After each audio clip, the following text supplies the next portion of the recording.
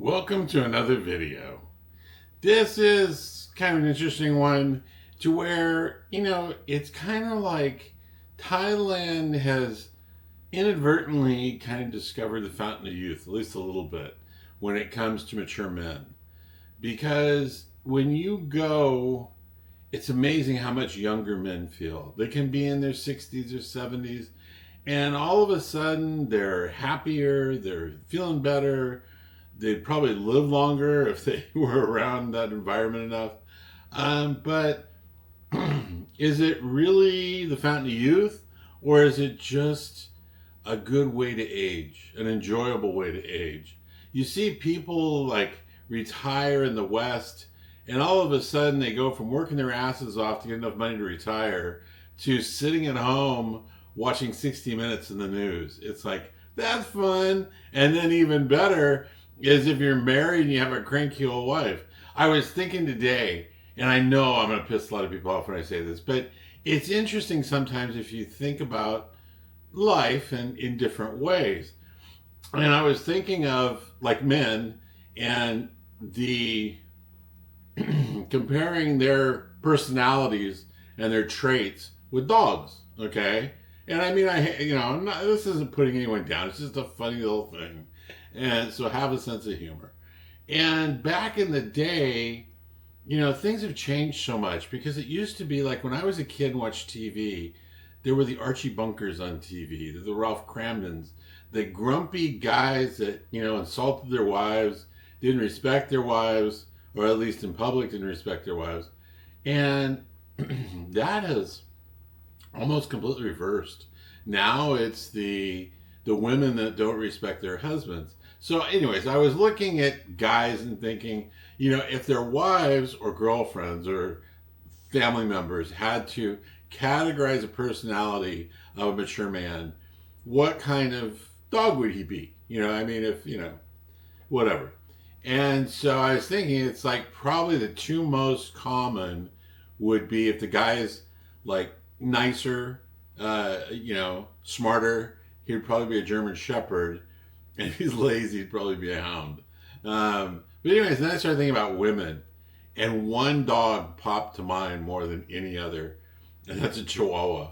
It's some people might take offense to that, because Chihuahuas can be. I have seen Chihuahuas that are the growliest, snappiest animals on the face of the earth. Okay, but I've also seen Chihuahuas that are the sweetest animals on the face of the earth. And just like women, they have the potential to be both. So do women.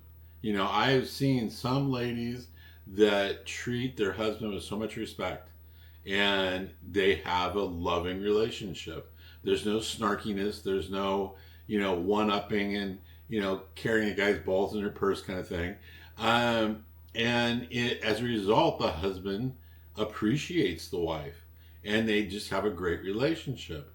And I don't know what, if women today think that they're on the right path, then watch an episode of Archie Bunker and see if you don't see a lot of correlations between Archie Bunker's behavior and a lot of women's behavior today.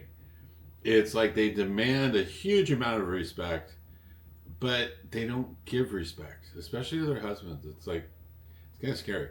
So anyways, this video, is about the youth that you will probably feel when you go to Thailand, because you do. You're with, if you go for fun, you'll feel it a little bit. But if you go to meet Thai women are amazing. They're beautiful for their age. You see a 30 or 40-year-old Thai woman compared to a lot of other Western women. It's amazing the difference. That youthfulness that they have. They also have a beautiful heart. They're just very caring and kind. And they have in a lot of ways, and everyone starts getting all creeped out when I say something like this, but they have like a more youthful spirit. Okay, I don't want to say a childlike spirit, or that people will go, that's, sex trafficking or whatever. No, but a youthful spirit. For their age, they still have fun like when you were younger dating a girl, to where she was full of life and spirit. Someone will say before the man sucked it out of her, but it's true. And so there is a lot to be said for spending time in Thailand, and there's a lot to be said for you know setting up, because one of the things too, one of the downsides of this whole thing is a lot of men tend to take things too far. Okay, it is invigorating to spend time with a woman that is a little bit younger than you. I have a formula that I use, and I've said it before, but I'll say it again. It's the age gap formula. You take your age, divide it in half, and then add 10 years. So that puts my ideal dating age at 42. So that is, just about perfect for me. The woman is mature enough to get my jokes, be able to have long conversations, enjoy the same things I do without being too childish or too old. So it works out very well. But some men just take things too far. It's like, well, hey, a woman in her 30s will make you feel good. A woman that's 18, boy, I'll feel great. No, you won't. Okay, women that are 18, I don't care if they're in the West or in Thailand, they're gonna drive you nuts, because they're not mature women yet. They still have a lot of girlish ways and very self-centered ways. And so, and plus, you've got to be somewhat realistic about this. When you look in the mirror, you and your love of your life there, you stand in front of a mirror together. And when you look at yourself and go, yikes, this girl's with her great grandpa, okay? You may not say it, but you're definitely thinking it, okay? And if you're thinking it, so is everyone else. And, there's no reason, I realize there's some guys, it's a big deal. They're very proud of themselves when they get to date somebody that's very beautiful and young and attractive, to where they date, 18, 19, 20 years old. But, you have to be realistic. It's not, if you're dating a bar girl, I guess, if that's your thing, that's fine. But don't fall in love, With bar girls, I came up with a thing, and it works out very well. I've had fewer bar girls, percentage-wise, because I don't go out with that many bar girls, but I've had fewer bar girls ask me for money than ladies I've been dating. A lot of ladies dating, they don't even get to the first date. Especially if you're on Thai Friendly or one of the websites, those girls, you haven't even met them physically yet, and they're asking you for money. So, that's one of the things. But it's the one bar, one girl, one night, and then move on. Don't trade numbers. Don't have second dates. There's no rediscovery of the woman. One girl, one night, one date, move on. And so that keeps you from getting, because no bar girl is dumb enough to ask you for things on the first date. She knows that it's gonna be off-putting to you, and there's a chance that you won't ever call her back. But when you never call her back, you never have a second date. So there's always, it cuts down on the number of women that can be gold diggers.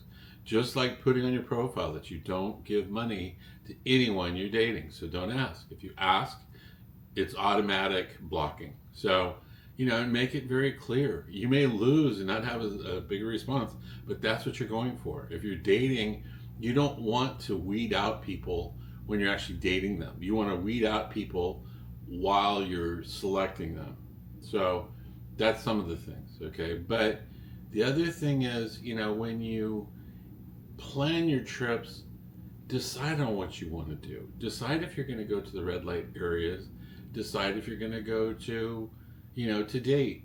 How you're going to meet the people. If you're dating, are you going to meet them through an online dating app like Thai Friendly or Thai Cupid? Are you going to try to meet them one-on-one at, the bot bus, the going to the mall, the food court. A really great way if you want to meet single women. A mature Thai woman who's married or in a relationship loves being a matchmaker. So if you meet a lady who is married, and especially if you know the husband, they love finding you a Thai woman to date. And the good thing is, when you do that, if somebody plays matchmaker and matches you up with a Thai woman, chances are you're not going to run into any of the issues that you run into in Thai Friendly. The girls are not going to be, if their girlfriend set up the date or played matchmaker, they're not going to be asking you for money, at least for a long time. They're going to act the way they should, because they don't want their friend, being embarrassed because she turned out to be a gold digger. Do you want to stay in the West watching news? Do you want to retire to Southeast Asia or another country? And what are those country choices? I've looked at Thailand. I've looked at other countries in Southeast Asia. I've also looked in Central and South America. I do, there are good things and bad things about both. Retiring in Southeast Asia, I feel, is better for me, but the only downside is how far away it is.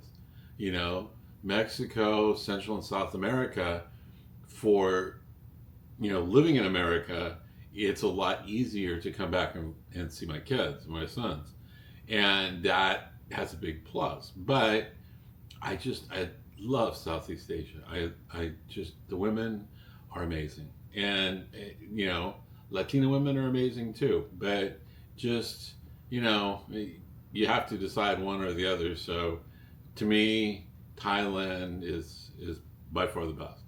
My brother, and this is a bad thing to make fun of, but my brother passed away at an early age. He passed away at 42. And at the funeral, we looked a lot alike, especially with a beard. We looked a lot alike. A lot of people freaked out when they saw me, who had never met me before, and because we did look a lot alike. And he passed away at 42.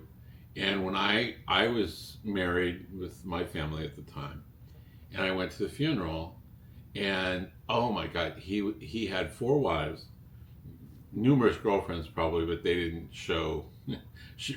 make known who they were. But he had 4 wives. The fourth one was about to become an ex-wife, so he could go back to number 3. But anyways, it was quite a ensemble of women there, and all of them were bickering. And because I was his brother, I had nothing to do with the funeral. I hadn't seen my brother much in the years before he passed. So I showed up just to pay my last respects to my brother, and that's it. But all of these women were coming up to me and complaining, she's not supposed to sit here. She's not allowed to do this, and she's not allowed to do that. And I finally got to a point where all of them were kind of in the same place. And it's like, my brother didn't die. He escaped. I said, dealing with you 4. I said, no wonder. I said, he's 42 and dead. I said, I'd want out too.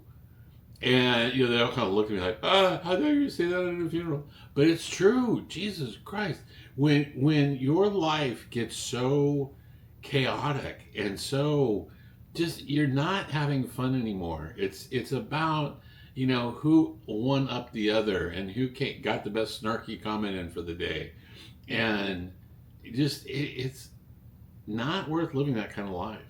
And so, and I mean, I never tell anyone to end a marriage or anything, but if something makes you miserable, then you shouldn't be involved in it. And even if it's a marriage is a terrible thing to see end. But when people treat each other in a rotten way, and you're the Edith and she's the Archie, that's not just the way to live. It's like, go have some fun. Have fun and enjoy the last years of your life. Don't sit around, bickering and complaining and, doing all these things and having people not respect you. Young guys wonder when they say, oh, I'm going to a wedding, or oh, so-and-so's getting married. And I look at them and I say, people are still doing that? Really? It's like, haven't they seen the way people treat each other in marriage? It's like, that's not, One guy was really amazed. I told him, I said, okay. I said, I know. I said, you got some snappy tennis shoes on there. I said, so you're into expensive, sneakers. And I said, now picture, I said, in your closet, all the sneakers you have lined up, all of your expensive, one-of-a-kind sneakers and all this, you really take pride in. Now, if things don't work out, you say I do, and things don't work out, the left shoe on every pair of shoes is gone. It's missing. No longer yours. I said, so you have one shoe. And I said, that's what you need to look at and be reminded of. It's not, oh, do you love her? Oh, do you, all this shit. It's two things. Do you want to live with one sneaker? And do you think that you're smarter than Albert Einstein? Because Albert Einstein was divorced. One of the greatest minds of all time, he couldn't figure out marriage, and you think you're going to. Right. To me, love and marriage are two different things, okay? You can love someone and live with them until the day you die, and there's absolutely no reason that you need to marry them. Anything you can do in marriage, you can do with legal advice, not married. Because, especially in a foreign country, you risk so much of your estate when you marry someone, because it's not like it is in the U.S. In foreign countries, Thailand included, the focus is always more towards the Thai national, not towards the foreigner. So if there's any question, anything, that can go their way, it's going to go their way. So, there's no reason to get married. You live together. If you want her to have a portion of your estate, to make sure she's taken care of, because if you guys live together for a long time, that's just, the right thing to do. And even though you're not married, you can set up trusts and things that make sure she's taken care of for the rest of her life, and you divide your inheritance the way that you want to see it given out. But you're in control of it. The minute you say I do, you give control to the courts of your money. And I don't like, that's not a good idea to me. Good luck to you in your later stages of life if you're an older guy like me. If you're a younger guy, then just enjoy your life.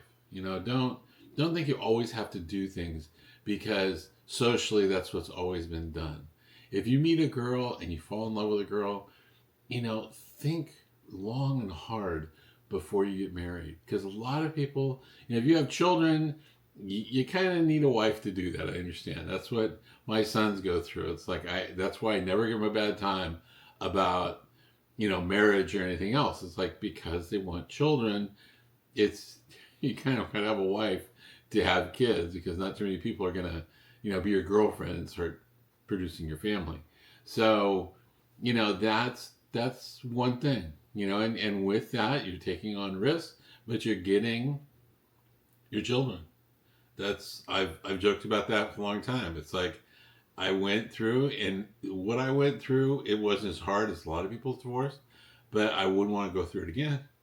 But I would gladly go through it again if it gave me my sons, because that's just something, I couldn't have had without my ex-wife. So there you go. So good luck. I am coming to Thailand the middle of August. It's coming up. I'm getting excited. If any of you have any questions about that, my email is at the front and the back of the video. If any of you have questions about my book, it's available at Amazon.com. If you've enjoyed the video, like and subscribe. There's like 114 videos, I think, now on all kinds of different topics.